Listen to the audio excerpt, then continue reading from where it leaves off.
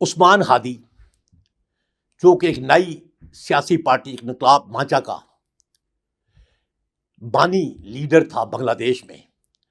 और बांग्लादेश के मूनसून इनकलाब जो कि जुलाई 2024 और अगस्त 2025 के दरमियान बांग्लादेश में आया, जिसकी वजह से हसीना वाजिद को बांग्लादेश से भागना पड़ा इंडिया, उसका सरकर्दा लीडरों में से एक लीडर था। वो आजकल अपनी जो फरवरी 2026 के आने वाला इलेक्शन है उसमें नेशनल असेंबली की सीट के लिए अपने कंस्टिट्यूंसी में वर्क कर रहा था। उसको कुछ लोगों ने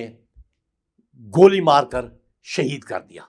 उस वक्त वो जख्मी हुआ, उसके सर में गोली लगी, उसको ले जाया, इमीडिएट एवोकेट किया गया ढाका के हॉस्पिटल में, जहां से वो सिंगापुर भेजा गया, लेकिन सिंगापुर में वो सर्वाइव नहीं कर सका और 18 दिसंबर को वापस उसकी डेड बॉडी आ गई। और वो शहीद उस्मान हादी जो है, उसने पिछले 1.5 साल में बांग्लादेश के तुलो अर्ज में अपनी पहचान बनाई है। हालांकि उससे पहले उसको सिर्फ ढाका यूनिवर्सिटी जानती थी, लेकिन मूनसून रेवोल्यूशन, जो जुलाई रेवोल्यूशन भी कहते हैं बांग्लादेश का, उसके पास पूरी दुनिया ने उसको पहचाना। पूरा ढाके का हर छोटा बड़ा जो है उसको जान गया, उसको, नसरुल इस्लाम को और दूसरे जो नौजवान लीडर्स को, जिन्होंने एक मूवमेंट को लीड किया और 15 साल से एंकर्ड एक जालिम रिप्रेसिव रूलर हसीना वाजिद को मजबूर कर दिया कि वो बांग्लादेश से भागे। और ये वो नौजवान थे जिनकी यूनिटी, जिसकी बांग्लादेश की नेशनल स्पिरिट, जिसकी revival of sovereignty of Bangladesh का इज्जत और एहतराम जिनका मकसद था, वो लीडर्स का गिरोह था जो अभी नए इलेक्शन में भी, आने वाले इलेक्शन के लिए भी अपने आप को कंटेस्ट कर रहे थे। अब इंडिया जो है वो खौफजदा था।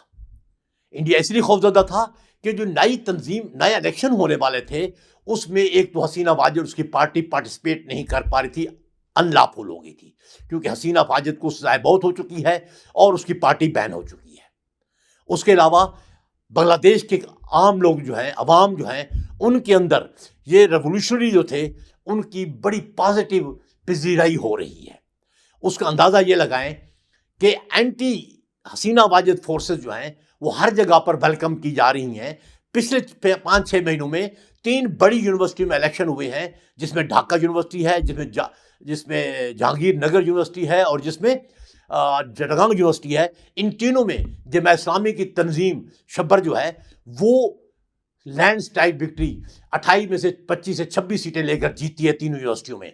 ये इंडिकेट कर रहा है कि पब्लिक की सिंपैथी, पब्लिक की सेंटिमेंट्स और फीलिंग जो है इस वक्त किस पार्टी और किस तरह के लोगों के हक में है। सो मेजॉरिटी जो इलेक्शन कंटेस्ट कर रहे हैं या पब्लिक में वेलकम हो रहे हैं, वो फोर्सेस हैं, या तो राइटिस्ट हैं, या एंटी इंडियन हैं, या प्रो बांग्लादेश हैं, इवन प्रो पाकिस्तान है। ये वो तंजीमें, पार्टियां हैं जो इस वक्त छाई हुई हैं। और इंडिया को खौफ ये है कि इस 1.5 साल के डॉक्टर यूनुस के केयर टेकर सेटअप में जिस तरीके से बांग्लादेश ने इंडिया को धक्का दे के परे किया है, चाइना से, टर्की से, पाकिस्तान से, और जो कि इंडिया के एंटी इंडियन स्टेट्स हैं, उनके साथ इसने दोस्ती बढ़ाई है, इकोनॉमिक कोऑपरेशन की है, डिफेंस कोऑपरेशन की है, अब डिफेंस एग्रीमेंट करता जा रहा है, प्रिक्योरमेंट ऑफ वेपन सिस्टम किया है, वो बिल्कुल, और ट्रेनिंग और एक्सरसाइजेज के जो मुआहदे किए हैं वो क्लियर ज़ाहिर कर रहा है कि ये मुआहदे आगे जो इलेक्टेड गवर्नमेंट है वो आके इनको as a policy, foreign policy के तौर पर इसको फॉलो करेगी, जिससे इंडिया टोटली आइसोलेट हो जाएगा। ना सिर्फ आइसोलेट हो जाएगा बल्कि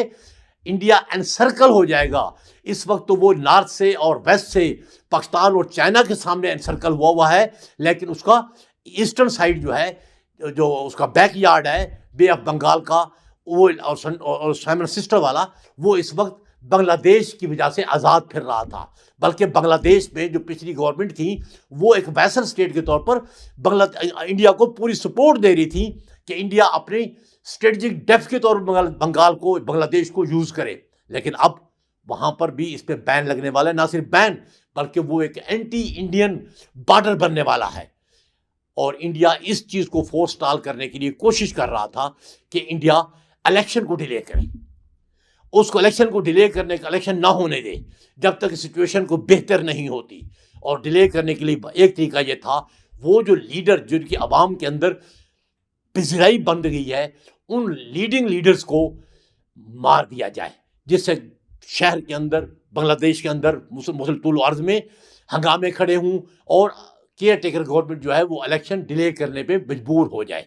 और फिर इंडिया को मौका मिल जाए नया नैरेटिव कायम करने का कि ये केयर टेकर गवर्नमेंट ने कराए हैं ताकि गवर्नमेंट का टेन्योर बढ़ जाए।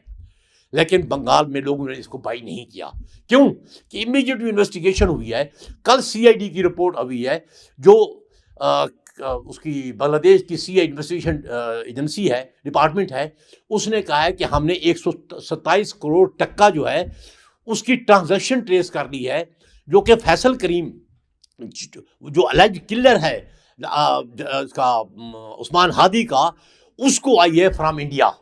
और 127 जो वो करोड़ टक्का है उससे वेपन खरीदे गए हैं, उससे एक नेटवर्क बनाया गया साथियों का जिन्होंने फैसिलिटेट किया इस ऑपरेशन को, और आगे भी फैसिलिटेट करने वाले थे। इसका मतलब ये हुआ कि ताने बाने वो इंडियन और अजीत देवल की तरफ जा रहे हैं, और अजीत देवल का ये फुटप्रिंट है, हमेशा वो ऐसे करता रहा है। कनाडा में, ऑस्ट्रेलिया में, पाकिस्तान में, अमेरिका में, हर जगह अजीत देवल ने यही कुछ किया, और अब अजीत देवल यही करने वाला था। और इसका रिजल्ट क्या है कि अब पब्लिक और केयर टेकर जो है वो डिटरमिन्ड है कि उन्हें इलेक्शन कराने हैं, और इलेक्शन हसीना वाजिद के बगैर कराने हैं, और वो डिटरमिन्ड है कि पब्लिक की जो सेंटीमेंट है उनका इजहार होना चाहिए ट्रूली सच्चे इलेक्शन में, और वो सेंटीमेंट इस वक्त एंटी इंडिया सेंटीमेंट्स हैं, और सेंटीमेंट इस वक्त प्रो पाकिस्तान सेंटीमेंट्स हैं। जिस तरीके से 14 अगस्त मनाया गया, पाकिस्तान के झंडे लहराए गए, दैट स्पीक्स ऑफ कि पाकिस्तान आज भी बांग्लादेश पे बसता है। और मैं ये समझता हूँ इसके बाद जो नई सिचुएशन इमर्ज होने वाली है वो ये है कि हो सकता है उससे पहले हो जाए, जो इंडिया चाहेगा किसी तरीके से बॉर्डर पर छेड़छाड़ करे बांग्लादेश के साथ, और वो छेड़छाड़ के नज़रिए से एक सिक्योरिटी थ्रेट क्रिएट करे,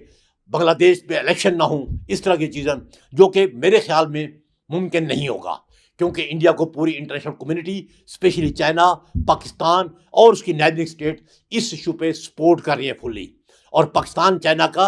और टर्की का जो defence, economic, trade, joint production के नए एग्रीमेंट हुए हैं, ट्रेनिंग ऑफ फोर्सेस और एक्सरसाइजेज, जो मिलिट्री की जॉइंट एक्सरसाइजेज उनके जो डिसाइड हुए हैं, उसके तहत अब अकेला नहीं है बांग्लादेश। अगर इंडिया ने कोई ऐसी कोशिश की, ऐसी नापाक कोशिश की, तो पाकिस्तान और चाइना, जो कि मौके की तलाश में हैं कि इंडिया मौका दे कि उससे कश्मीर, उसका अरुणाचल प्रदेश, उसका लद्दाख उससे काट दें, और वो मौका यही होगा अगर इंडिया ने बांग्लादेश के खिलाफ कोई कोशिश की, क्योंकि बांग्लादेश सेवन सिस्टर के ऊपर अपना क्लेम रखता है, स्पेशली आसाम और उसके साथ की 3 रियासतें मेघालय, त्रिपुरा और मिजोरम, क्योंकि ये आसाम का इलाका था पहले। 1970 में आसाम से ये अलग स्टेट बनाई गई हैं, और आसाम हमेशा ग्रेटर बंगाल, बांग्लादेश का जो ग्रेटर बंगाल था उसका हिस्सा रहा है। और बंगाली लीडर जो है, और ये हादी और नस्रुल इस्लाम जो है, ये बयान दे चुके हैं कि हम बांग्लादेश, इंडिया से अपना ये सेवन सिस्टर का इलाका वापस लेंगे, और इंडिया इसी खौफ के शिकार है। वो नहीं चाहता कि इंडिया बांग्लादेश में नई गवर्नमेंट आए जो लीगल तरीके से, पॉलिटिकल तरीके से इंटरनेशनल कम्युनिटी को मोबिलाइज करके और अपनी फिजिकल मिलिट्री स्ट्रेंथ के ज़रिए से चाइना और पाकिस्तान से डिफेंस पैक्ट करके इंडिया को अकेला कर दे और इंडिया से ये इलाके ले ले। उससे पहले वो चाहता है कि बांग्लादेश की जो प्रेजेंट कमज़ोर हालत है, इसमें मैं बांग्लादेश से ये ताकत छीन लूँ, जो मुमकिन नहीं है, क्योंकि पाकिस्तान का और चाइना का और टर्की का जो रिजॉल्व है वो पिछले 5-6 महीनों में क्लियर हो चुका है, और उन्होंने बड़ा ओपनली कहा है कि बांग्लादेश की सिक्योरिटी के थ्रेट जो है उसको हम अपने लिए थ्रेट समझेंगे, और वो उनके लिए अपॉर्चुनिटी भी होगा। और मैं जो देख रहा हूँ, अगर इंडिया में अजीत देवल ने इस तरह की कार्रवाइयाँ जारी रखी और मोदी ने इस तरह की फॉरेन पॉलिसी के मूवमेंट को अपने को परसू किया, तो वो दिन दूर नहीं है जब जहाँ इंडिया से सेवन सिस्टर भी जाएंगी, और लद्दाख भी जाएगा, और कश्मीर भी जाएगा, और नया सार्क भी इमर्ज होगा जो विदाउट इंडिया होगा। और ये सारी चीज़ें इंडिया की अपने करतूतों की वजह से, अपने हमसाया ममालिक के ऊपर अपने हिंदवाता का जो अखंड भारत का निज़ाम मुसल्लत करने की बेढंगी और नाजायज़ ख्वाहिश है, उसकी वजह से इंडिया उसका सामना करेगा।